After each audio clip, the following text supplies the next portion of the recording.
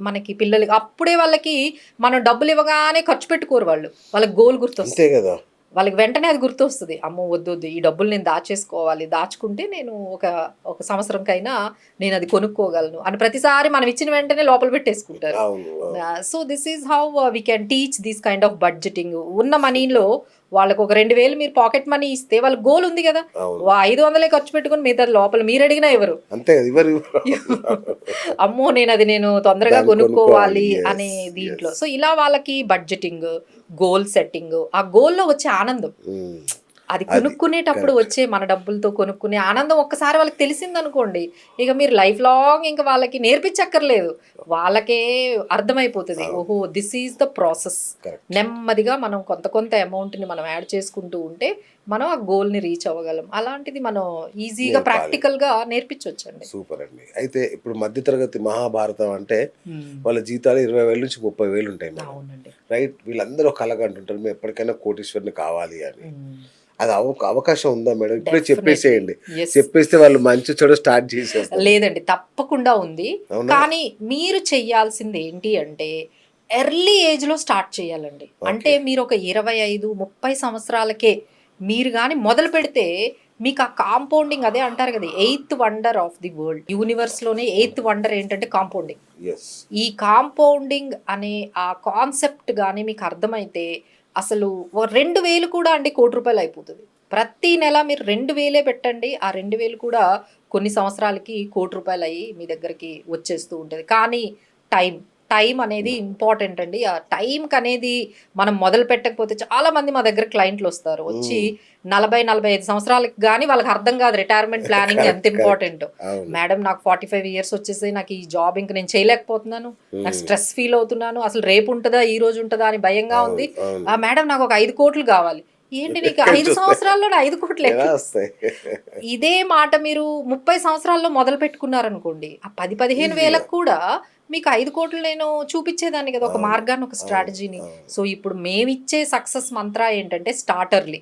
తక్కువ అమౌంట్ అనేది అసలు విషయం మ్యాటరే కాదు. కాదండి. అవును. అవును. అందరూ ఏమనుకుంటారంటే 2,000కి ఏమవుతది? 3,000కి ఆ యాటిట్యూడ్ ఉంది చూడండి. కరెక్ట్. అదే మిమ్మల్ని వెనక్కి లాగేస్తుంది. అవును. వాళ్ళేమంటారంటే 2,000, 3,000కి ఏమవుతది? 10,000 అయిన తర్వాత చూద్దాంలే అనుకుంటారు. హ్మ్. అసలు ఆ స్టేజ్‌కి వాళ్ళు రానే రారు. ముందు ఆ పర్టిక్యులర్ ఆ డిసిప్లిన్‌లోకెళ్ళిపోవాలి. కరెక్ట్. ఎవ్రీ మంత్ మనం చెయ్యాల్సిందే. అది అవును. ఎంత అమౌంట్ అనేది కాదండి.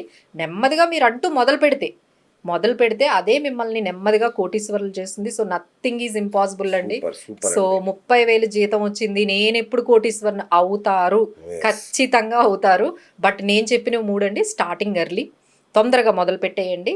తర్వాత కన్సిస్టెంట్‌గా ప్రతి నెల ఒక 3,000 లేకపోతే 4,000 అది మళ్ళీ ఎవ్రీ ఇయర్ పెంచుకోవాలండి. పెంచుకుంటూ ఇప్పుడు వెళ్ళాలి. 3,000 అయింది. నెక్స్ట్ ఇయర్ మళ్ళీ 3,000 ఎందుకు చేయాలి? 3,500 ఎందుకు చేయకూడదు? చేయకూడదు. కరెక్ట్. 500 ఎందుకు యాడ్ చేయకూడదు? కరెక్ట్. అంటే మా బాస్ యాడ్ చేస్తే నేను దీనికి యాడ్ చేయొచ్చు కదా! మా ఆడు చేయడుగా. కనీసం కొంతన్నా వాళ్ళు నెలకి అంటే సంవత్సరంకి కరెక్ట్. అట్లా కరెక్ట్. చాలా మంది ఉంటారండి. రూ. 1,00,000 సాలరీ ఉంటది. హ్మ్. వాళ్ళు 10,000 ఎస్ఐపి కడతారు. వాళ్ళకి 2,00,000 సాలరీ అవుతది. అయినా 10,000 అయినా కడతారు. 10,000 కడతారు. సో, ఇది మిస్టేకే కదండీ! మీ కరెక్ట్. ఆదాయం పెరుగుతూ ఉన్నప్పుడు వెంటనే వెంటనే ఇన్‌కమ్ అది సేవింగ్‌లు, ఇన్వెస్ట్‌మెంట్‌లు పెంచుకోవాలి. పెంచుకోవాలి. ఓకే. పెంచుకుంటే మీరు ఇంకా కరెక్ట్. తొందరగా మనము వెళ్ళిపోవచ్చండి. బట్ అయితే హ్మ్. దీనిలో చిన్న లూప్ హోల్ ఉంది మ్యామ్. హ్మ్. ఖర్చులు. అంటే హ్మ్. మీరు 2,00,000 సంపాదించేవారిని అడగండి. హ్మ్. 29వ తారీఖు నాడు ఎళ్లి ఒక అవును. కాఫీ ఇప్పిస్తావా అని అడగండి. ఏమంటాడో చూడండి. అవును. "అబ్బా! కష్టం అబ్బా! అయిపోయినాయి డబ్బులు" అయిపోయాయి. అంటాడు. అవును. అవును. అంటే ఈ ఈ సంపాదన వైపు వెళ్ళాలి అంటే హ్మ్. మొట్టమొదటి చేయాల్సింది ఖర్చులు ట్రాక్ చేయాలి. ట్రాక్ సో, ఎక్కడి చేసుకోవాలండి. నుంచి చేయాలి మేడం? ఎలా చేయాలి? ఖర్చులు ఎలా ట్రాక్ చేయాలి? సో, ఇక్కడ మనం ఖర్చుల్ని 4 రకాలుగా డివైడ్ చేసుకోవచ్చండి. ఓకే. ఒకటి నీడ్స్ అంటాం. నీడ్స్ అంటే తప్పించుకోలేనివి. తప్పించుకోలేనివంటే మీ ఇల్లు రెంట్ గాని, యెస్. పిల్లల చదువులు, కరెంట్ బిల్లు, కరెంట్ చదువులు. బిల్లులు, హౌస్ హోల్డ్ ఎక్స్‌పెన్సెస్ ఇవి ఎంతుండాలి? మీరు ఏ ఇన్‌కమ్ అన్నా తీసుకోండి 40, 50%కి మించకూడదు. హ్మ్. ఓకే. అది రూల్ పెట్టుకోవాలండి. ఆ! మీకు రూ. సూపర్. 1,00,000 ఉంటే 50% ఆగిపోవాలి గదా సార్! ఆగిపోవాలి. అవును. ఇప్పుడు మీరు రూ. 1,00,000 ఇంట్లో ఉండొచ్చు, 50,000 ఇంట్లో ఉండొచ్చు, 20,000 ఇంట్లో ఉండొచ్చు. మరి మీరు 50,000 దగ్గర ఆగిపోవాలంటే మీ ఖర్చులను అక్కడితో ఆపాలా లేదా? ఆపరండి వీళ్ళు. అస్సలు. అక్కడే పెద్ద మిస్టేక్ అనేది జరిగిపోతుంది. వాళ్ళకి ₹1,00,000 వస్తే 80,000 ఖర్చులయిపోతుంది. అవును. సో 50,000 దగ్గర ఆగిపోండి. మేడం ఇంత కష్టపడుతున్నాం కదా! మరి మేము కూడా ఎంజాయ్ చేయాలంటే డెఫినెట్లీ యెస్. మిగతా 20% ఏదైతే ఉందో అంటే ₹1,00,000లో 50,000 ఖర్చులకయిపోయాయి. ఇంకొక 20% అంటే 20,000. ఈ 20,000తో మీరు బయటకెళ్ళండి. లేదు అంటే ఏదైనా వెకేషన్‌కెళ్ళండి. లేదు ఇంకేదైనా వీటికి ఖర్చు పెట్టండి. ఇంకొక 10% ఉంటది చూడండి. అది చాలా ఇంపార్టెంట్. అది హెల్త్ ఇన్స్యూరెన్స్ ప్రీమియంలకి. తర్వాత రిస్క్ మేనేజ్మెంట్ చాలా ఇంపార్టెంట్ అండి. Yes, ఎందుకంటే నేను మీకు చెప్పాను మీరు ఇన్వెస్ట్‌మెంట్ మొదలుపెట్టారు. ఒక 5,00,000 అయ్యాయి. సడెన్‌గా ఒక మెడికల్ ఎమర్జెన్సీ వచ్చింది. 5,00,000 ఖాళీ. అంతేగా. అవును. ఒక్క రోజులో. అంటే మీరు ఈ సంపాదించడానికి 5 సంవత్సరాలు పట్టింది. అవును. పోవడానికి ఒక్క రోజు. ఒకటే రోజు. సో అయిపోయింది కదండి. మళ్ళీ మీరు మొదటకొచ్చేసారా?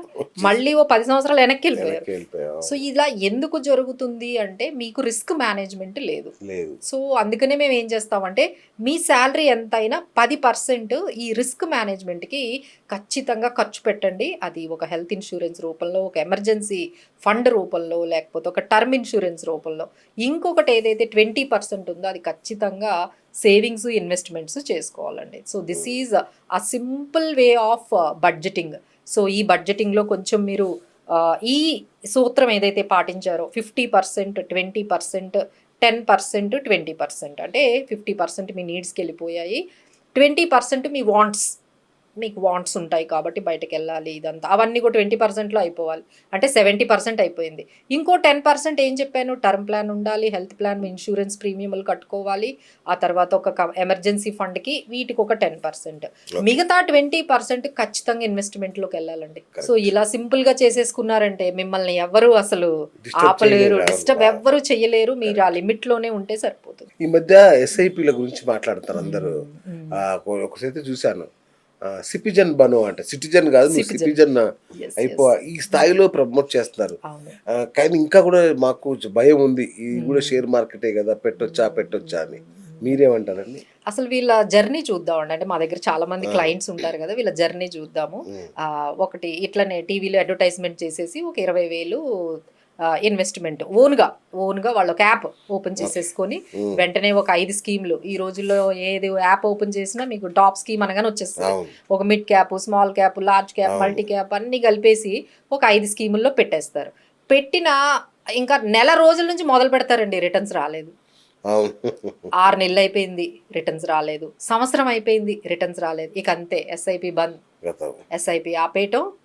ఇంకెక్కడి నుంచి అరే ఎవరో చెప్పారు కానీ దీంట్లో ఏమీ రిటర్న్స్ అవి రావు అని చెప్పేసి ఇక అక్కడి నుంచి వాళ్ళు ఇంకొక ప్రోడక్ట్కి వెళ్ళిపోతూ ఉంటారు.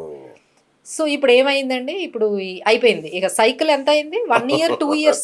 కొంతమంది 1 yearలో ఆపేసిన వాళ్ళు ఉన్నారండి, కొంతమంది ఏమో 3 yearsలో ఆపేసిన వాళ్ళు. ఓకే, సో నేనైతే దాన్ని ఒక కిడ్నీ బ్యాంక్ లాగా వాడుతుంటా. మధ్య మధ్యలో తీసేయడం, మళ్ళీ పెట్టడం, మళ్ళీ తీసేయడం. ఇలాంటిదేనండి అందరి జర్నీ. మీదే కాదు, అందరి జర్నీ కూడా ఇలాంటిదే జరుగుతోంది.